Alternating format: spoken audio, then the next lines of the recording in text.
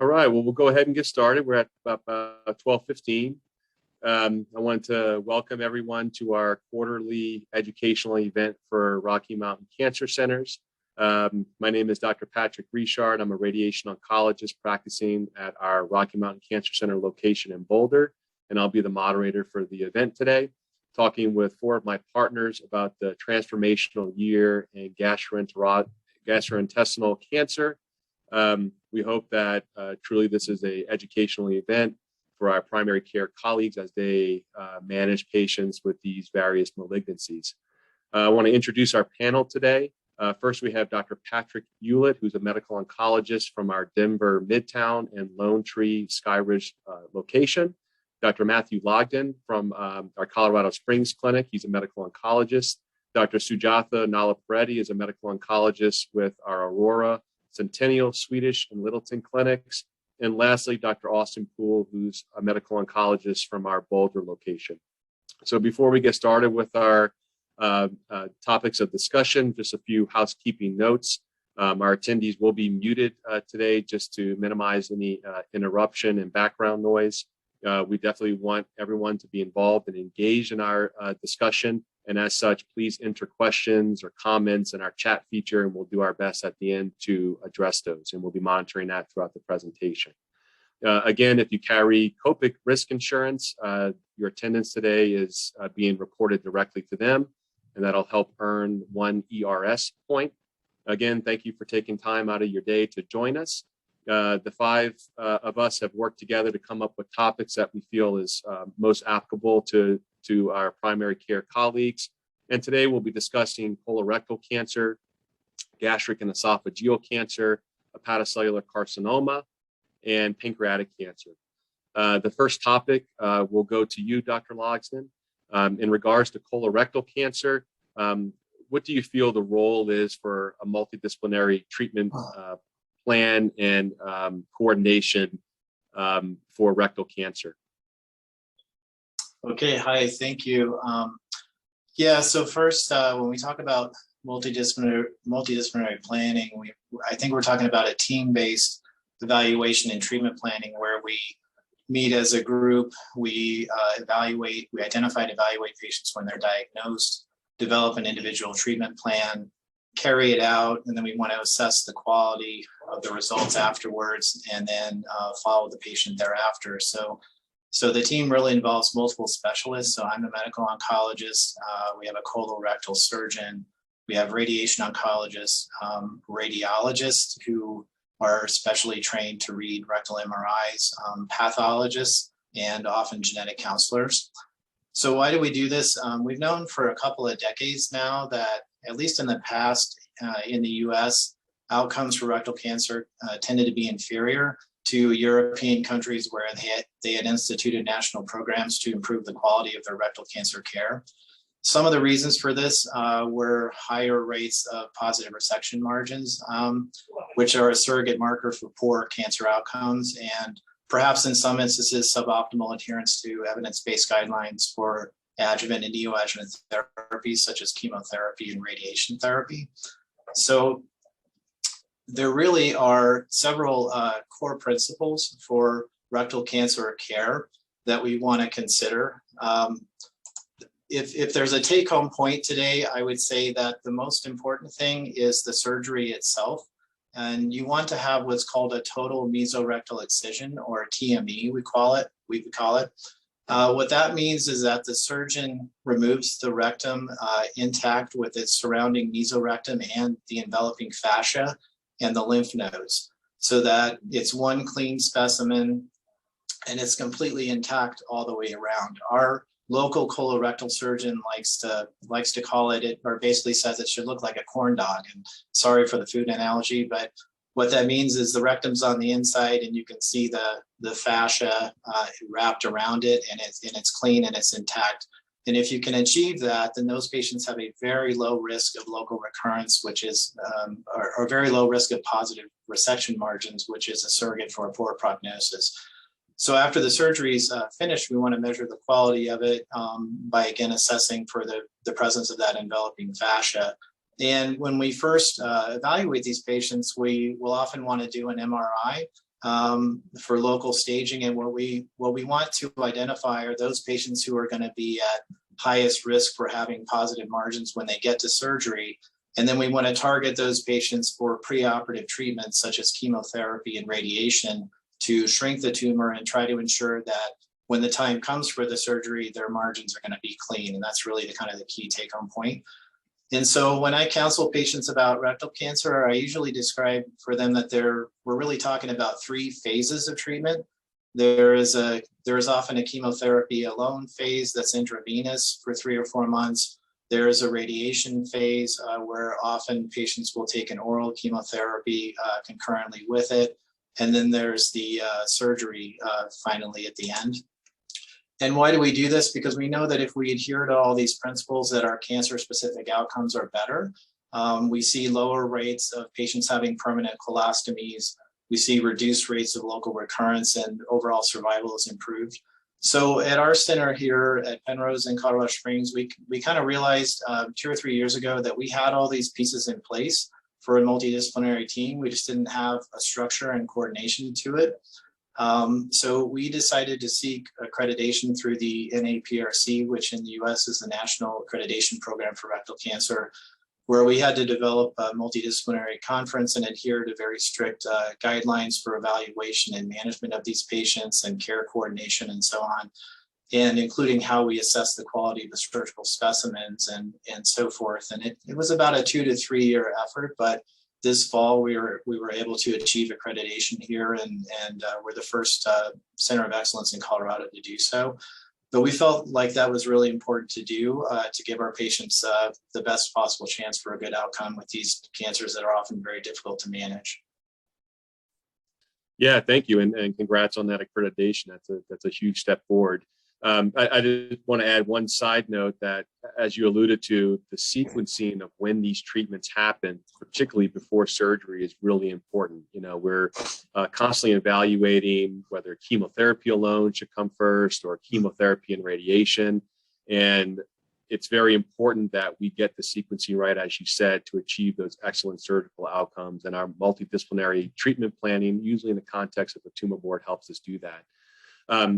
So switching gears a little bit, Matthew, I would love for you to address the role of immunotherapy in colorectal cancer. I think, as an oncologist, one very important question that often comes up is patients wanting to do immunotherapy after they learn, what it is and what it entails. Is there any role for that in the management of colorectal cancer? Yes, there is. This is a common question from patients now, really, with sort of any cancer diagnosis. I'm sure we're all familiar with that. I think the take-home point, though, is that currently most colorectal cancers don't respond to the available immunotherapies that we have. However, there is a subset of patients, probably less than 10% of stage 4 colorectal cancer patients, who can respond to these treatments that we have currently available. And less than 10% of colorectal cancers will have a genetic marker of what's called microsatellite instability, which is caused by deficiency in DNA repair enzymes. And in the cancer cells, that leads to an excess of mutations that build up. And the theory is, anyway, that leads to those tumors being more immunogenic because they have more mutations and therefore perhaps more recognizable to a stimulated immune system. So this marker, what we call MSI, or microsatellite instability, is a marker for immunotherapy responsiveness, really across multiple cancers, not just colorectal. We can test for it on biopsies by immunohistochemistry, where you can look for these mismatch repair proteins, or PCR as well. And if patients' tumors mark that way, we can use PD-1 inhibitors like Keytruda or nivolumab. And PD-1, again, is an immune checkpoint protein that's blocked by these immunotherapies and can sort of switch on the immune system to try to recognize and treat these cancers. I will say, in my own experience, the responses to these treatments in this subset of patients can be very dramatic and very durable. I now have a small cohort of metastatic colorectal cancer patients like this who've gone into complete remissions on these therapies and have remained so for a year or two or more in one case. And we know now that for this subset of colorectal cancer patients, if they have metastatic disease, that treatment with an immunotherapy first is superior to chemotherapy. So there is a subset of patients where it's definitely beneficial. Another side note is that these types of colorectal cancers are also often more likely to be the hereditary ones, like the Lynch syndrome cancers. I think the challenge in the future is going to be, how do we, or can we develop therapies that can sort of unlock the potential of immunotherapy to treat the much larger subset of colorectal cancers that don't tend to respond, but we aren't there yet. And then also perhaps to move these immunotherapies up into earlier lines of treatment, such as adjuvant therapy, where we're aiming at long-term cure. Thank you. Yeah, excellent. And you know, the theme that kind of runs throughout our topics definitely is immunotherapy. So we'll come back to that concept for some of these other topics. The second topic is for you, Dr. Eulitt. And we're going to move our way up the GI path here to gastric and esophageal cancers. Would love to know, what are some of the recent advances, specifically with immunotherapy for gastric and esophageal cancer? And in general, just touch upon the advances that have been made with treatment overall, whether it's immunotherapy or not. Yeah, thank you for allowing me to present here today. So this was a pretty banner year for immunotherapy and the use of treatment with gastric and esophageal cancer.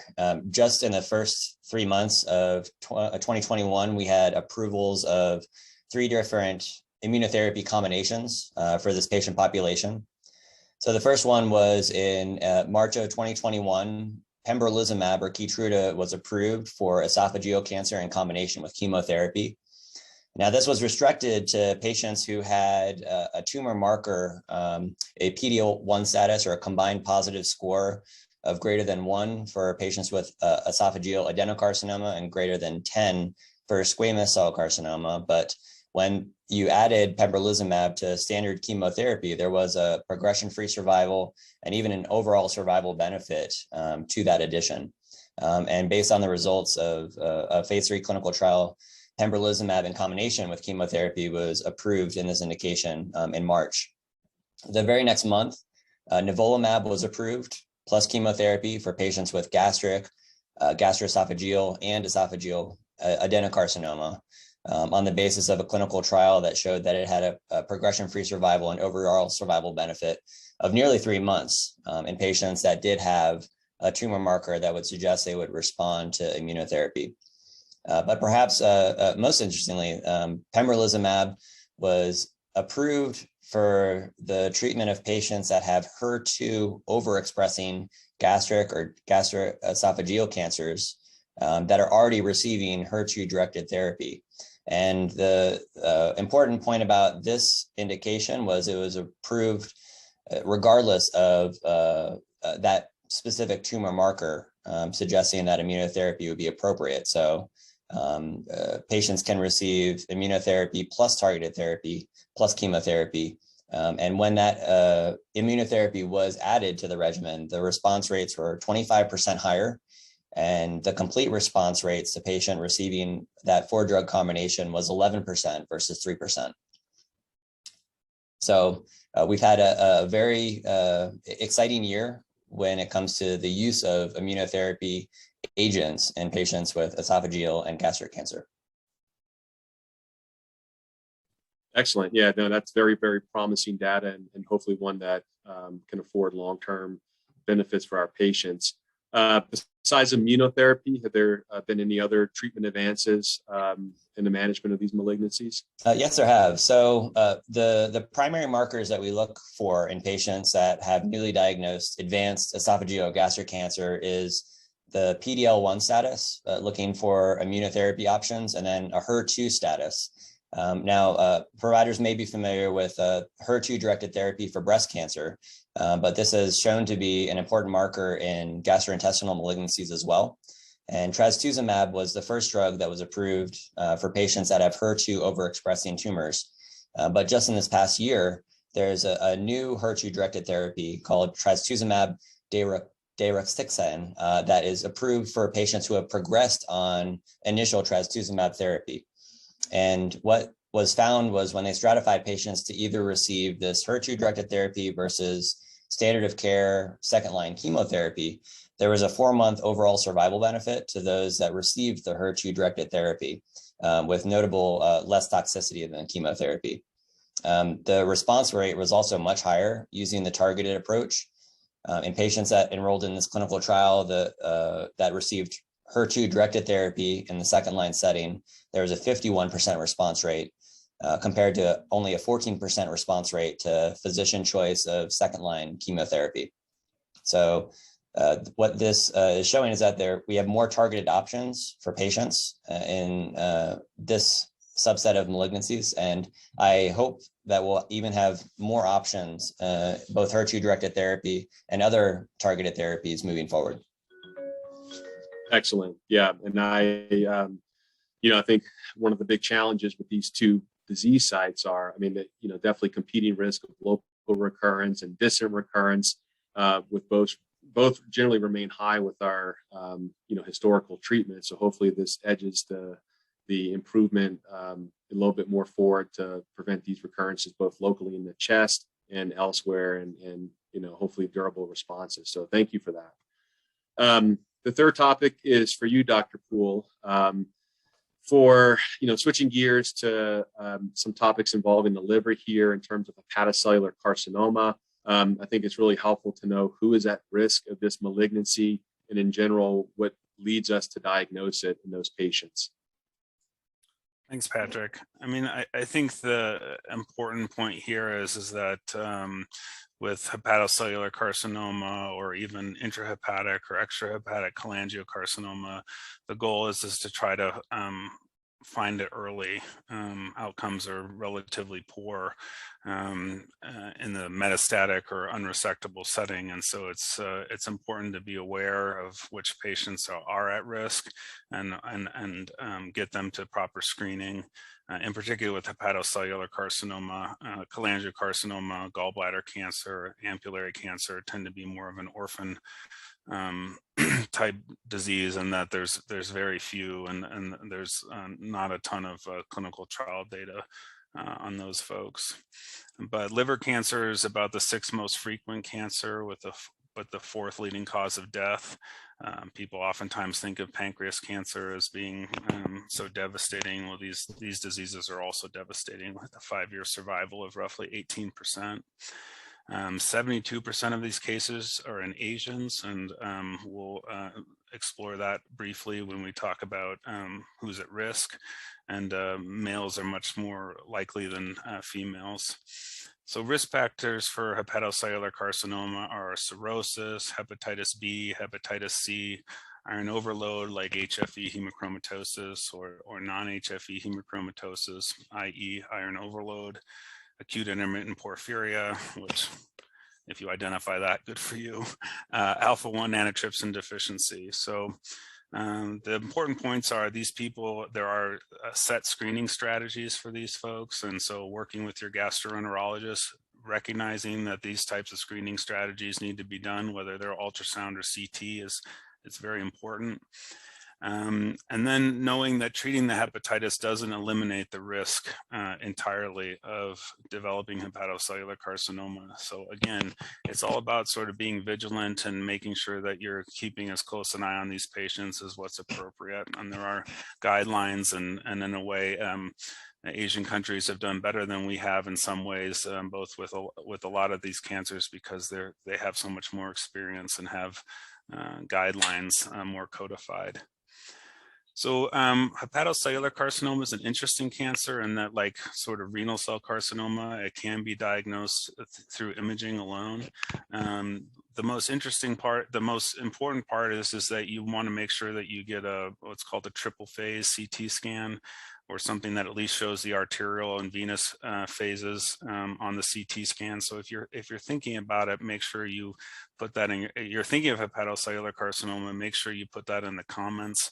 They actually have a Lyrad's criteria classification, much like BIRADS for breast cancer, which we're all aware of, and that goes to 1 to 5, with the risk being higher as you. With the 5 being a definite hepatocellular carcinoma. Another important thing is again, back to the multidisciplinary situation. We oftentimes look at something called the Barcelona liver cancer classification. It goes 0, A, B, C, and D. And the important point to be made there is if you catch these at early stages, oftentimes they can be treated with a liver transplant. People who are in much more advanced stages have more than one foci of disease, have much worse liver disease, and the larger the lesion, the less likely there are to be a transplant candidate. In addition, these non-transplant candidates, in addition to systemic therapy, can get some local treatment through your interventional radiologists. And going into that's a bit much, but again, it sort of underlies the importance of the multidisciplinary approach. In regards to systemic therapy, we do something a little bit different in hepatocellular carcinoma than we do in for transplant. We use the Child's Pugh score as opposed to the MELD, which is oftentimes used again to make the decision about transplant. Why that's important is for these patients, it's really important to try to figure out if their liver disease, frankly, is going to kill them before their hepatocellular carcinoma. We don't want to be treating patients who have a very poor prognosis in regards to their liver cancer, and that's where a good internist family practice doctor can both set expectations for the patient about what to expect in terms of systemic therapy, in terms of based on their overall prognosis from a liver standpoint. There really was no systemic therapy for hepatocellular carcinoma until 2008, which showed sorafenib was better than no treatment, and that was the SHARP trial. And since that time, we found in other trials, in the REFLEX trial, that lenvatinib was equivalent to sorafenib. Again, lenvatinib being a little bit better tolerated than sorafenib, these being what's called tyrosine kinase inhibitors. So turning off some of these off-on switches that can get sort of stuck on in the setting of cancer. Really important for the internist and family doc. Hypertension is a big side effect of one of these medicines, bleeding and so on and so forth. So really important to work together with an oncologist to help control blood pressure in a safe way.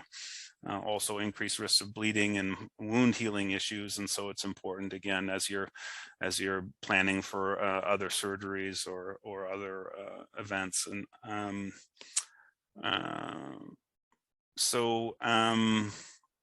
yeah, and then next question.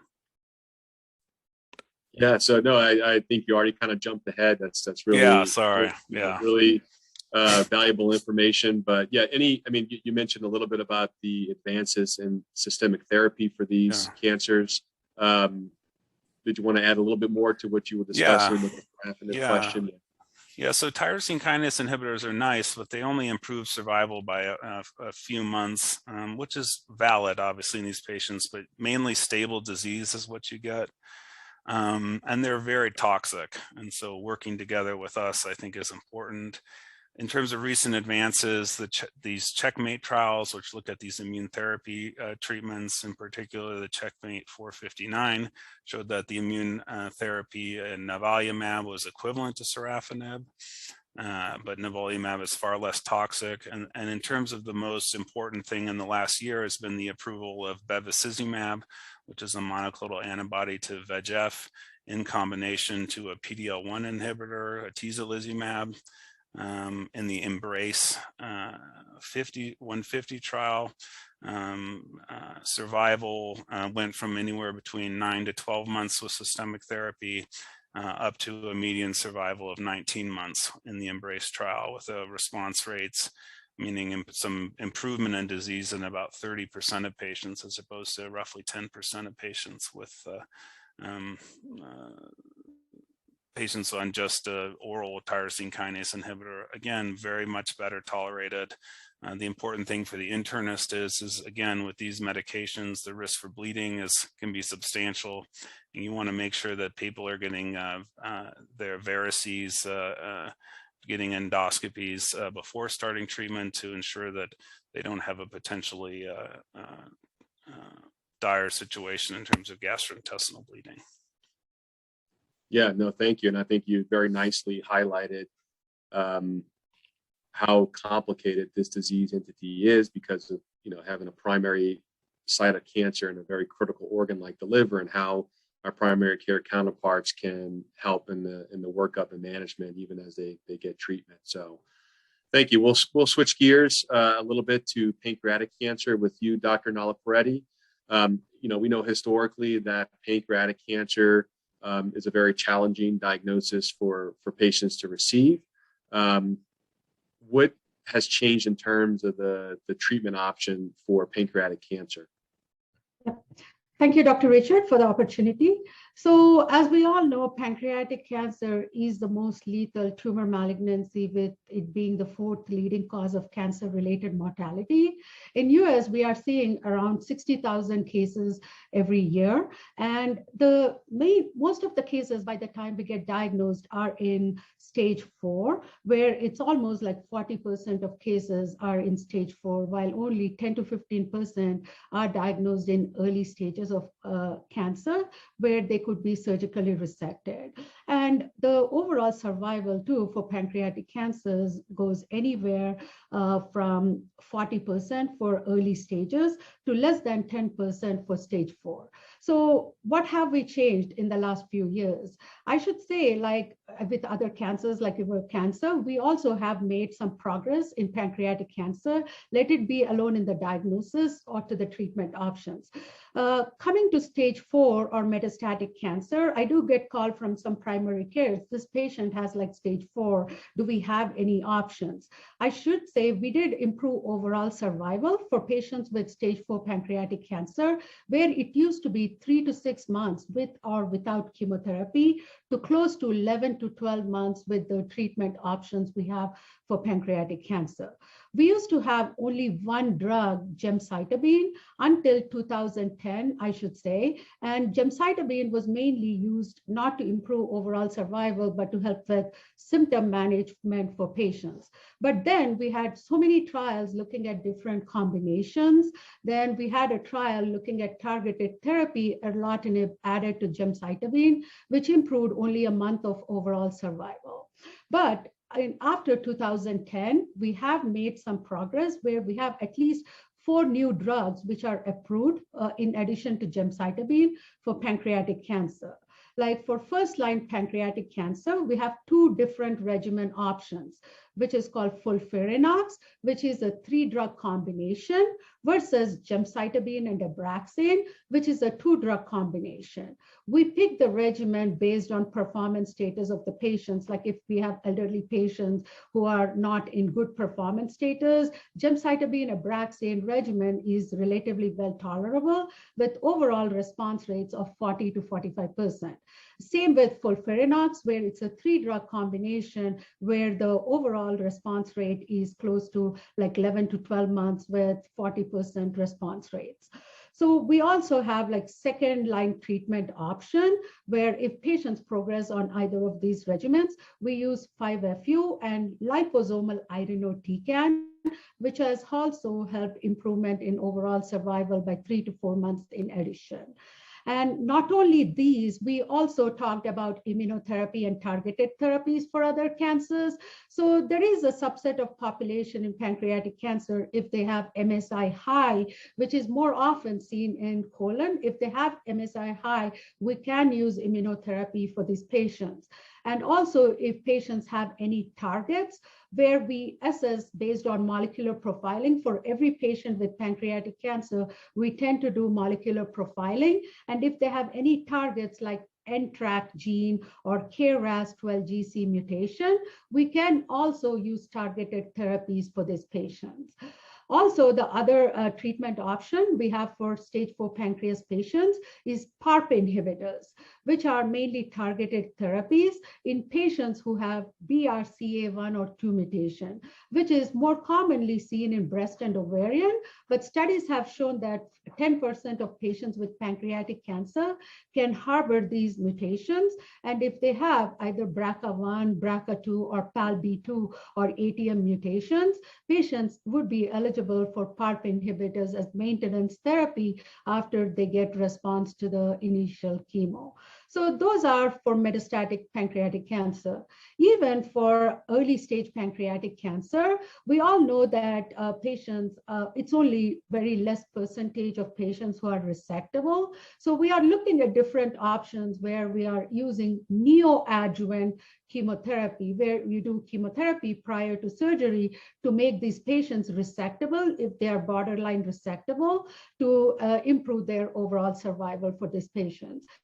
Even for patients after surgery, for pancreas, the recurrence rate is almost 60 to 70%, even after aggressive Whipple surgeries. So we are trying different treatment options from metastatic to adjuvant setting with FOLFIRINOX and also other regimen called gemcitabine and capecitabine, where we have been able to improve overall survival for these patients.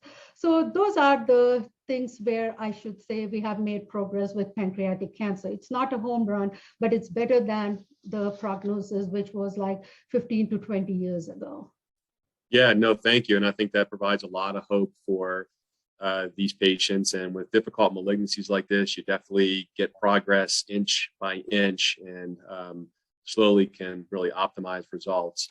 Before I end with one last question for you, Dr. Nallapareddy, would I like to remind everyone again, please type your questions in the chat feature. We've had a few come through that we'll address. But my last question is in regards to the family members of patients with pancreatic cancer. We see that there's a lot of fear and anxiety with their loved one having their diagnosis, but also the likelihood that this could be a genetically linked malignancy. What would be your recommendation for the family member of a pancreatic cancer patient in terms of genetic testing? Yeah, so most of the pancreatic cancers are sporadic, like 80 to 85%. It's only 10 to 15% of pancreatic cancer patients can be hereditary. The genes which are associated with pancreatic cancer are usually BRCA1 and 2, PALB2, which is also associated with hereditary breast and ovarian cancer. There are also certain genes like ATM, which is ataxia telangiectasia gene, P53, which is a Li-Fraumeni gene, APC, which is a familial adenomatous polyposis, and also another gene called CDKN2A, which are associated with increased risk of pancreatic cancer. So any patient who is diagnosed with pancreatic cancer, nowadays we do recommend genetic testing with any stage of pancreatic cancer patients, and we started using that. So if patients do have any genetic mutations, we do recommend screening for patients with for their family members too. So even the NCCN guidelines do recommend genetic testing for every pancreatic cancer patient. And if a patient did not have genetic testing for any reason, then the family members of patients who had pancreatic cancer are also eligible for genetic testing based on the new guidelines. So what are the recommendations? Like if you look at the USPS task force, they do not recommend unless they do have family history or if they have any of these mutations. So basically we use endoscopic ultrasound and MRCP. So these are the two modalities which we use for screening for families at high risk for pancreatic cancers. So the guidelines are not very clear, but we do recommend either start with EUS or MRCP, and you can alternate them. And you can start at 10 years younger than the patient family members were diagnosed and continue screening for these patients. So the main thing, like there was a 16-year study which was done with pancreatic cancer screening. And what is that shown that patients, family members who got screened had diagnosed, even if they were diagnosed, they had early stages where it would be more surgically resectable and better prognosis. So definitely for patients who have family histories, we do recommend screening. There are also some blood-based assays. I think a lot of primary care care physicians might be hearing about these, which have not been FDA approved, but there are two tests. One is a test called Galleria multi-cancer blood test, which is looking for circulating DNA, and it is being tried in pancreatic cancer. And there was also another test called IMRAY, IMMRAY, PanCan blood test, which is looking for protein biomarkers for patient family members at high risk, but these are not yet FDA approved and not insurance covered, but we need more information on these studies, I would say, on this testing. Yes, thank you. Definitely a big topic these days is genetic counseling and testing, and one that comes up quite often in the oncology world. So, so that ends the cover topics. We do have a few questions. Again, please type them in the chat feature, and we'll make sure to cover them. I think we covered some of the most important updates that we've learned about in GI oncology over the past couple of years. Obviously our panelists were all medical oncologists, and so there obviously was a lot of discussion on drug therapy and whatnot, but definitely want to put a plug in for the local therapies.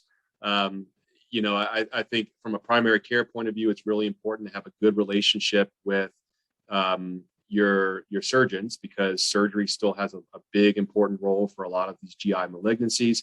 And I think we've kind of transitioned our care to a lot of upfront systemic therapy and radiation with the hopes of improving surgical outcomes and allowing last bits of cancer to be removed. So definitely as a primary care physician, have a good relationship with your surgeons. And also I think we highlighted how important it is to have good multidisciplinary care, and that includes primary care. We here in Boulder always invite our primary care physicians to our tumor boards. We value that long-term input that you've had for these patients over many years. And we feel that having that input and coordination of care leads to good outcomes. So I would like to address one very important question that came through. Going back to our discussion on colorectal malignancy, where we talked about how the sequencing really does matter. A very important question is that we have for the panelists is in terms of chemo first, chemo radiation first.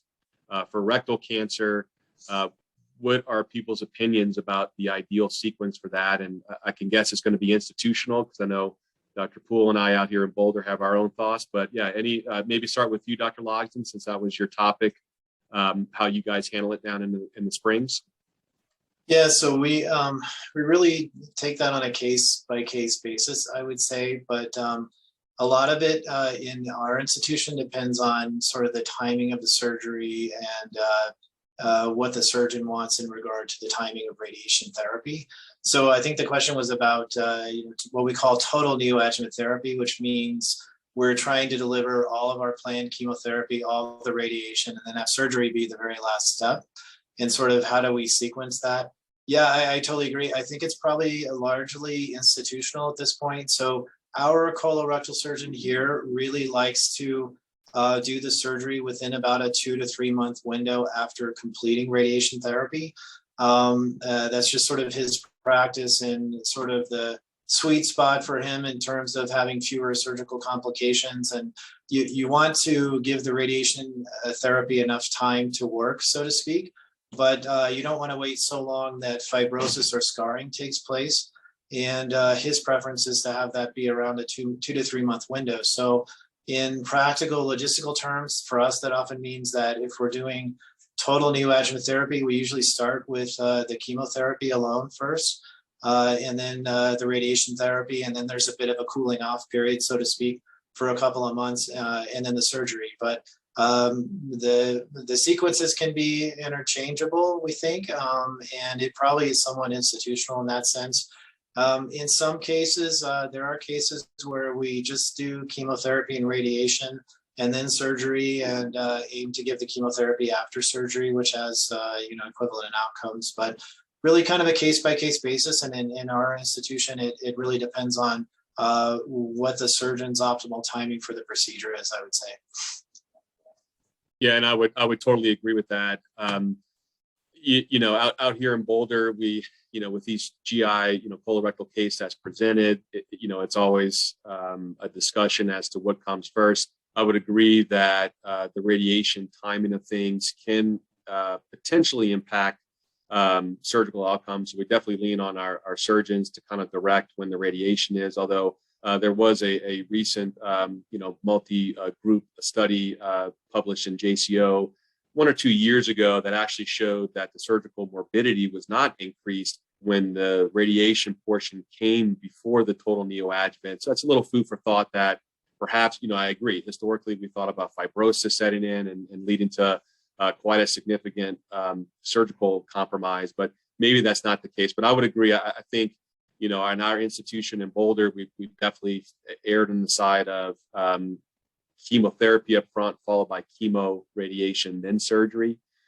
One of our local surgeons here actually doesn't mind a little bit of a longer gap, but I think the point being, and a lot of times we've used the way the patient's presenting. If they present as a distant metastasis risk with involvement of nodes into disease, I think starting off with chemotherapy to sterilize that, the local control piece is not as important versus somebody that's coming in with a very, a T3, T4 lesion that's very advanced and symptomatic, and we really want to get a head start on diminishing that. So it's definitely a case-by-case basis, again, highlighting the importance of the multidisciplinary coordination. But anything to add on that, Dr. Nallapareddy or Eulitt, in terms of you guys a little bit further down south and how y'all approach it?